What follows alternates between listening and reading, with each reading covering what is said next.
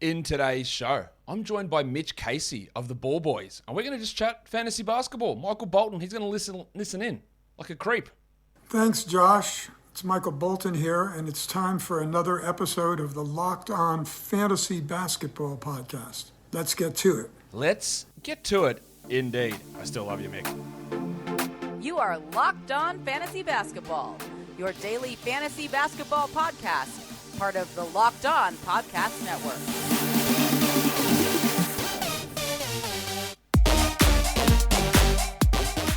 Hello and welcome to the Locked On Fantasy Basketball Podcast, brought to you by Basketball Monster. My name is Josh Lloyd, and I am the lead fantasy analyst at basketballmonster.com and at Yahoo Sports Australia. And you can find me on Twitter, as always, at redrock_bball, and on Instagram at Locked On Fantasy Basketball. This episode is brought to you by TrueBill. TrueBill is the new app that saves you money by helping you identify and stop paying for the subscriptions that you don't want or need, and can even negotiate better deals on those that you want to keep. Thank you for making Locked On Fantasy Basketball your first listen every day. We are free and available on all platforms. So, yeah, I'm going to bring in Mitch Casey. You might have seen their channel, the Ball Boys NBA Fantasy channel. Check them out. They're here on YouTube. Go and check those guys out. They have an audio podcast as well. They do great stuff here in Australia, up in Brisbane. Mitch has been on the show before, and we're just going to chat fantasy basketball. So, hey, what am I waiting for? Let's bring the big fella in. Let's bring him in right now. Mitch Casey, welcome back to the show. G'day, Josh. It's good to be back on. It's good to have you on here early on a Saturday morning here for us, as we, as always, wake up to news of 10 blokes being added to the COVID protocol lists every day, and then surprising ones coming out of the COVID protocols. I don't know if you've seen, but a few minutes ago, Russell Westbrook is out of the COVID protocols after being put in less than 24 hours ago. So stuff is rapidly changing all the time. Maybe we'll start with that question, because I don't know if anyone asked it, but I know I got asked it yesterday a lot, and you got asked it today. Isaiah Thomas signed for the Lakers. He's a name that people love. People were just always wanting this guy to play and to be great. Have you added him in any fantasy leagues? No, zero fantasy leagues at the moment. I was ready, and all the questions started coming in, and like when Westbrook went down and a few other players got named out, I started thinking, maybe I'd watch the first game and see how he goes. But even then, he's just a player that always gets hyped up and always gets very excited. People are sort of on his side a little bit, but he's just not really an NBA talent anymore. So, and in terms of like steals, blocks, rebounds, decent percentage, there's a lot of holes to his fantasy game as well. Like he really needs those huge points, huge assists to be somewhat relevant, and it would only ever be a short-term thing. And now Westbrook's back, so even that is not going to happen anymore. Yeah, I don't think they would have started him anyway. They would have put Rondo in there. They would have started LeBron at point guard. And again, this guy has had, I know everyone loves him, his underdog story, that sort of stuff, but he had that great season where he shot a ridiculously high unsustainable field goal percentage on unbelievably high usage and unbelievably high minutes. And then he failed in Cleveland, with the Lakers, with the Nuggets, with the Wizards. I don't even know where else he went, but it hasn't been able to get it done. And that's not his fault. Like, that happens when you get older, when you're that size, when you have a debilitating hip injury. It just is what it is. Like, he just isn't an NBA caliber player at this point, and he's not being signed because of some blackballing the league has against him. He just isn't that level of player anymore. So look, in a deeper league, sure, take a stream, 20 team or whatever.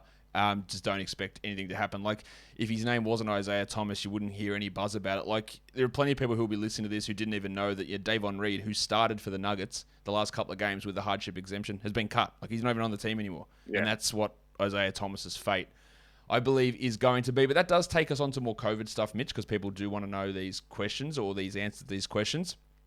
At the beginning of the season, the thing that I was telling people is make sure you have 3 injured reserve or IL plus slots. That was my default setting, right? A lot of people disagreed with that. A lot of people were like, nah, we don't have any injured slots, or we just have regular injured, or it's a cheat, it's a hack, we don't need that many, blah, blah, blah. And now there's a lot of people coming, hey, we need to increase our injured reserve slots. What do you think about changing that in season? We are almost 9 weeks into the NBA season. Teams have had to deal with this already this year. If you had DeMar DeRozan and Zach LaVine or anyone else who's been out for multiple weeks already, you have maybe had to deal with that problem. And now, because it is hitting more teams, that there is maybe a push for those injured reserve slots. What is your thought on changing a setting like that mid-season? It's It's not something that I approach lightly. Like being a commissioner in a couple of leagues, you try to avoid changing the rules halfway through the season. It is, however, something that could potentially be ruining the enjoyment of fantasy basketball. It could be something that's potentially causing some managers to become like they lose interest or something like that. And when things like that start to happen in fantasy basketball, I think it is okay to take action for the betterment of the league.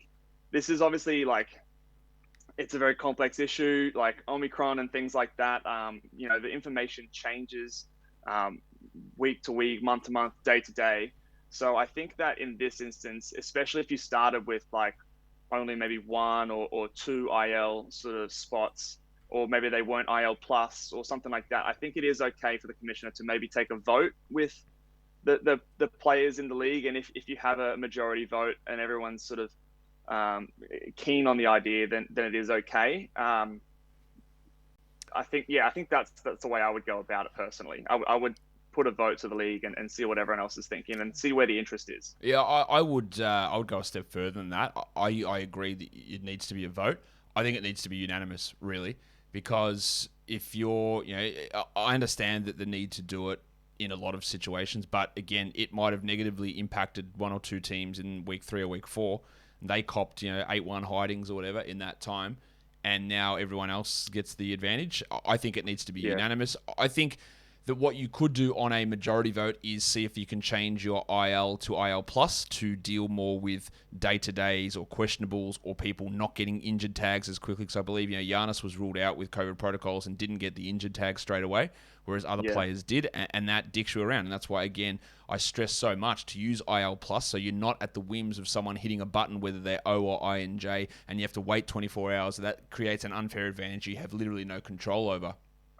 So changing an IL slot to IL plus, I don't think that requires a majority. That should have been done in the beginning, and you need to do it now. But I think anything else, adding more slots, adding more. I think I've heard other people say add more weekly ads to a lineup. I think you've got to get absolute unanimous decision on that. Otherwise, stiff shit, because it can negatively impact other players in the league who might not be copying it now, but were copying it earlier in the season, and it didn't go well for them. There is another question here, though, that we got submitted relating to that, relating to ads, and it was from Karan Talwar. He says, with all these unfortunate COVID cases rises, should we be aiming to keep our 4 ads until later in the week so that we can sort of take full advantage of absences and work out who to add? Or I'll take that a step further. Rather than, I would maybe leave my ads until 10 minutes before games tip off, because you could have added someone for today, Terrence Ross, great ad for today, and then you wake up and he's been banged with the COVID protocol. So do you think there is more necessity to leave it to the end of the week or just closer to game time? Yeah, I think probably more the closer to game time for me. Like at the end of the week, we don't know what's going to happen in a couple of days. So I think it's even like going the other way. If you see a good streaming target or something on that day, then just bloody go for it, because you don't know if that person's, or if there's going to be a better option in a couple of days or whatever the case may be. My thing is always like trying to target the back-to-backs, trying to target the low volume days.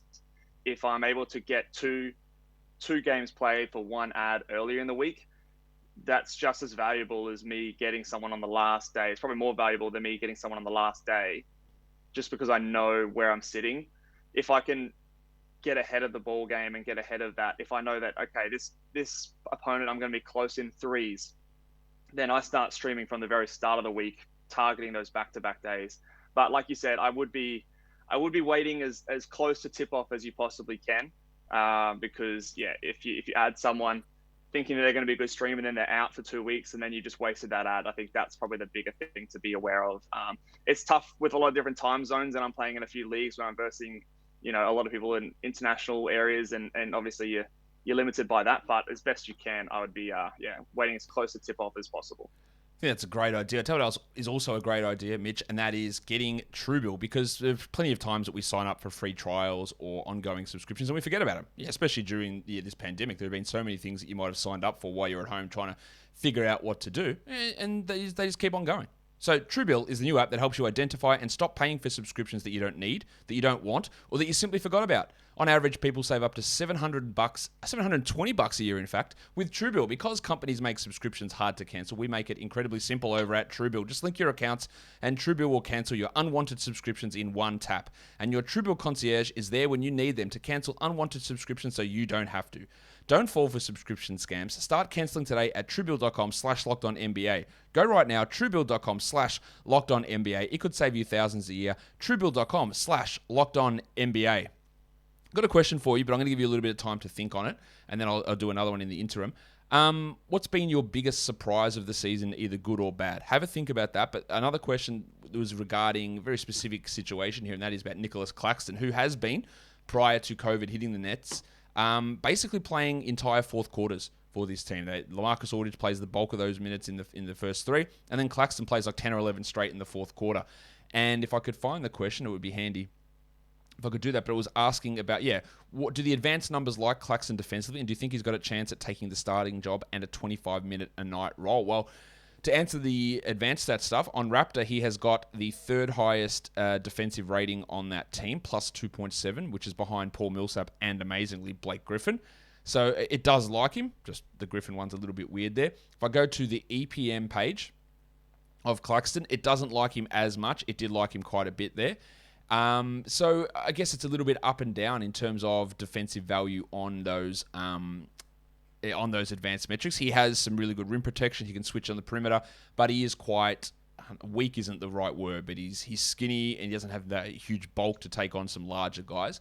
So I think it's going to be a horses for courses thing. I don't really think he's going to play 25 a night.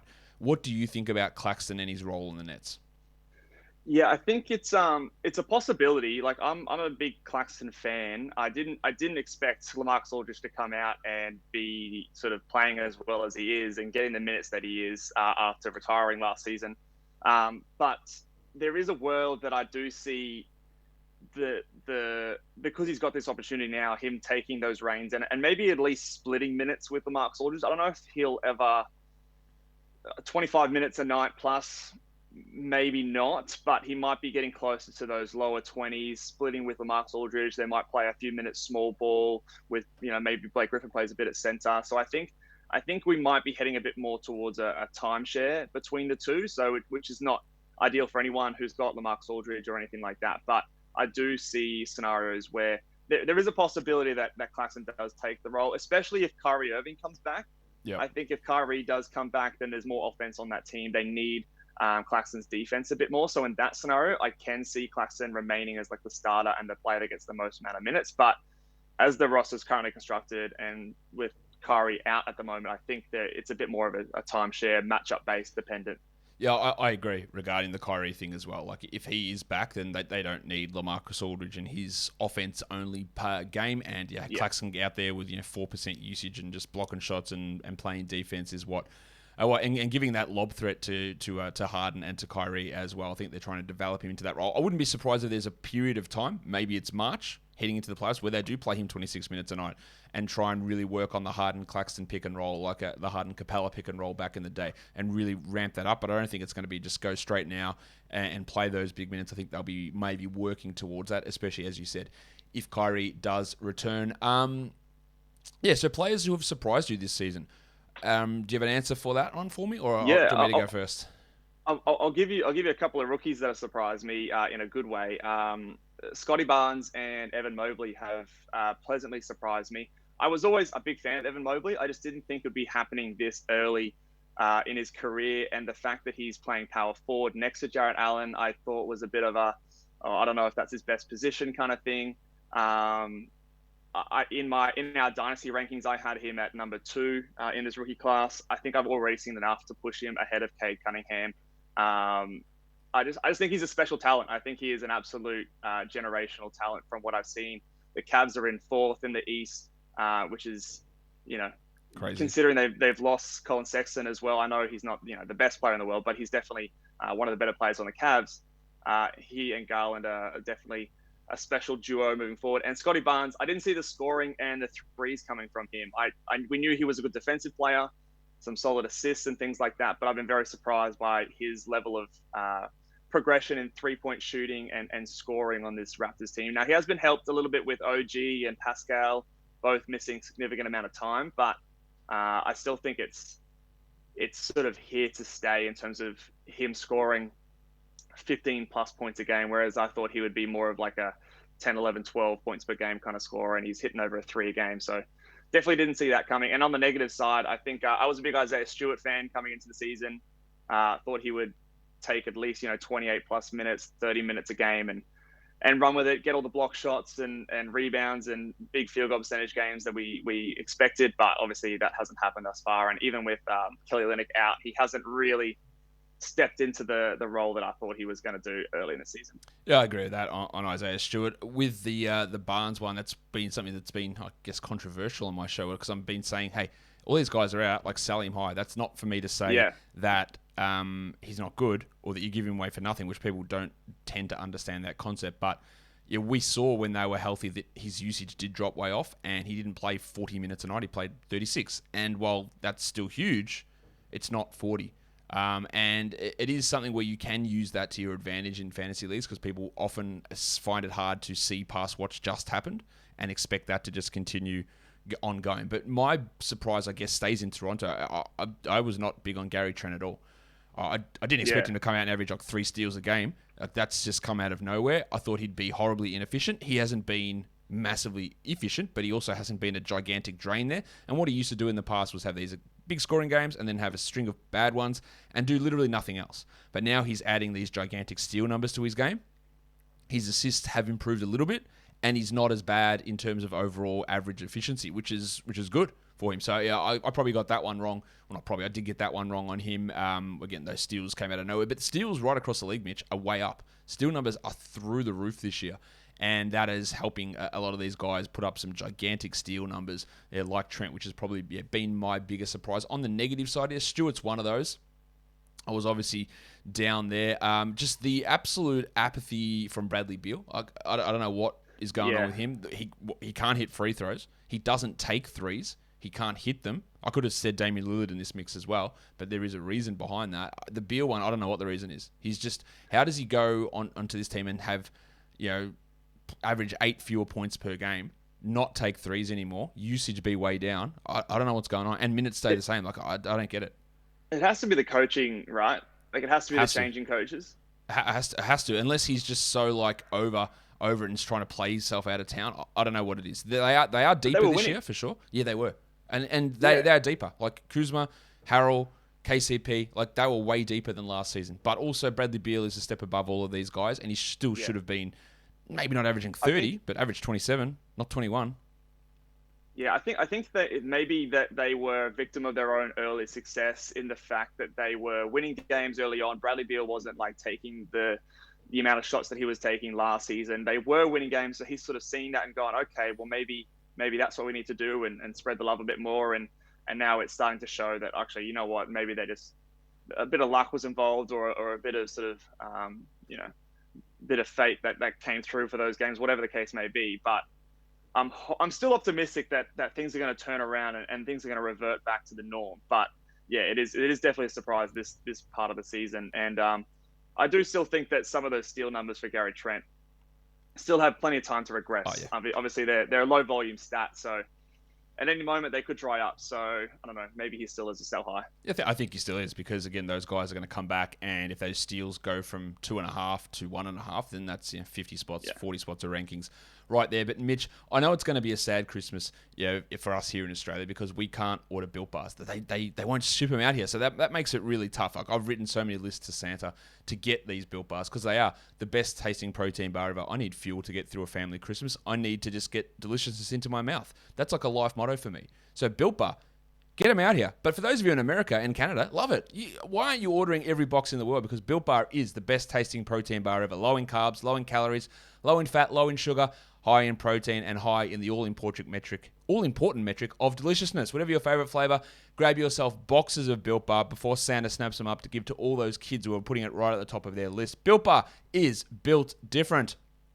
BetOnline is the place that has you covered all season for props, contests, lines, more than ever before as football season marches towards the playoffs. It is your number one spot for all sports action this season. So head to the updated desktop or mobile site or use your mobile device and sign up using our code LOCKEDON for a 50% welcome deposit bonus from basketball to football, the NHL, boxing, UFC, right to your favorite Vegas casino games. Don't wait and take advantage of all of the great offers they have for the 2021 season. BetOnline is the fastest and easiest way to bet on all of your favorite sports. BetOnline is where the game starts.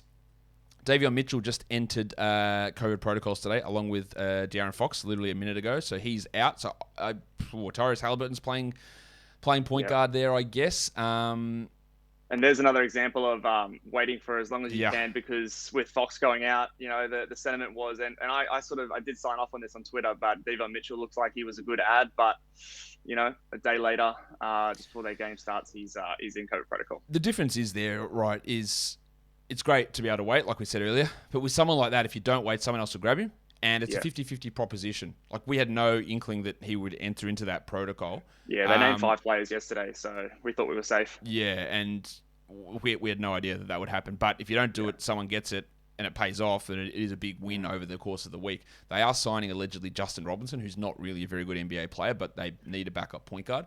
He was on the Bucks earlier this season on their two-way, and they waived him. So they have 6 guys out in the protocol: Lou King, Alex Len, Terrence Davis, Marvin Bagley, De'Aaron Fox, and David Mitchell. Lucky they've drafted point guards in every draft for the last 5 years or whatever they've done. Is there one more thing we can hit on today? Let's see what else we can go through here before we move forward or before we end this show. What are you doing with Ja Morant? Like, what's your expectation as to when he comes back? Because these arseholes won't tell us. So if you have got like a Tyus Jones, or you've added a DeAnthony Melton, are you selling high on them? Are you selling high on Desmond Baine? Like, this whole unknown with this team continues to frustrate us. Like, are you expecting him back before January? Honestly, I've got no idea. And this team, like, I was one of the managers who got burnt by the Jaren Jackson Jr. news last year. The quote was out a minute, obviously. That extended into 5 months into the season, which didn't help us fantasy managers. And this kind of has that written all over it. It's so frustrating how they consistently get away with this. Like, a knee sprain is not a diagnosis. A knee sprain could mean an ACL. A knee sprain could mean an MCL, an LCL, a PCL. All those have different timelines. Now, the wording makes it sound like it's not an ACL. So he's likely to play again this season. So if I'm someone who has Ja Morant, all you can really do is just wait, I guess. As for those other guys, I think Desmond Baine probably is a sell high. We've named him on our show before as a sell high candidate, just for the fact that he is getting a lot more usage. He's shooting really efficiently, although he is a very efficient shooter. I think that it's probably at an unsustainable level at the moment. And just when you do get someone like a Ja Morant come back into the mix, that's a hit on 2 categories. If he's shooting efficiently and scoring a lot more points because of the absence of Ja, that's a big hit to his value. But it's one of those cases. If you can't get the same amount of value that he's putting up right now, you might as well just ride it out, because we don't know how long it's going to be until he's out. But yeah, your guess is as good as mine. I'm expecting him at a complete throw of the dart to be back. I don't know, end of January would be my guess. I think he might be back start of January, but again, it's a complete guess. Like, he literally could play on Monday. Like, we just don't know. We've got no idea what is going on, because they continue to be the most frustrating team to deal with for a fantasy perspective. But I reckon that's going to do it for us today, Mitch. Thanks for coming on and having a chat about things going on across the NBA. Give your channel a bit of a plug here. No worries. Yeah. So on the Ball Boys Fantasy Basketball YouTube podcast and podcast on Apple, Spotify, all the above, go make sure you check us out. Hit the thumbs up on all the videos, subscribe. And if you want to follow us on Twitter at Ball Boys NBA, it's myself tweeting out whenever I have a chance to watch some NBA basketball over here in Brizzy. So check us out. Go check out Mitch. Go check out the channel. Subscribe to him. Leave comments, thumbs up, all that stuff that you do. Mitch, thank you for coming on. No worries, mate. Thank you for having me. And that will do it for today's show. Don't forget to follow this podcast on Apple Podcasts, Google Podcasts, Stitcher, Spotify, and on the Odyssey app. Actually, you know what? I've got something I need to do. All right, so before we get out of here, Sarah has told me that her brother-in-law, Jake, and her partner's brother, Jared, they are big fans of the show, and she wanted to give him a shout-out, which is sick. Jared, it's his birthday this weekend. He's going to become a dad in February, which is awesome. Just reading this little note that she sent to me here. And Jake just got married last weekend, so congratulations to you, Jack. Congratulations for you, Jared, coming up this weekend. I hope you guys have a great time, and Merry Christmas and Happy Holidays to you and your family. Here you go. Chuck that one out there. Don't forget to check out the Locked On Bets podcast as well. If you're looking for some betting stuff, Locked On Bets has you covered right across the sporting spectrum. Guys, we are done here. Thank you so much for listening, everyone. See ya.